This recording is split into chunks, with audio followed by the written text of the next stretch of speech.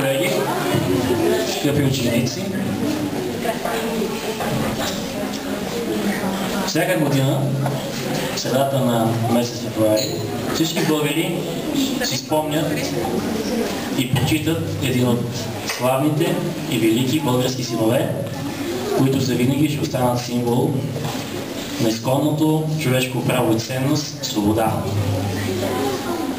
Ние имаме огромната привилегия да бъдем от малцината, които живеем, учим, работим в една институция, която носи името на дякона.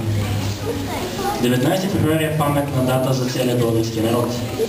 Но ние, които сме тук всеки ден, сме задължени да направим всичко от себе си, за да бъдем достойни потомци на този велик Бог. Датата, която всички учещи, работещи в училище Левски трябва с особена гордост да славим делото на Левски и да бъдем достойни негови потомци.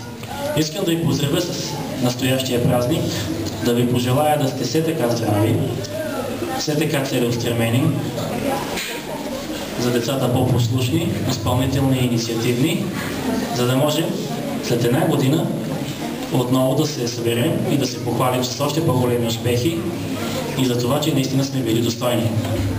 Днешният ден ще продължи с нещо, което е един сериозен жест за тези от вас, които бяха наистина много сериозни и много мотивирани да се учат, да докажат себе си, да участват в различни инициативи.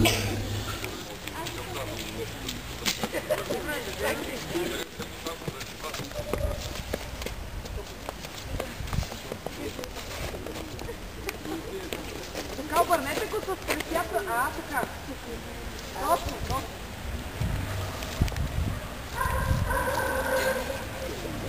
Да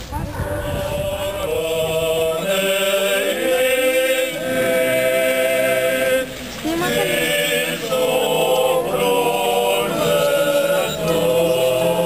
Не знам по кой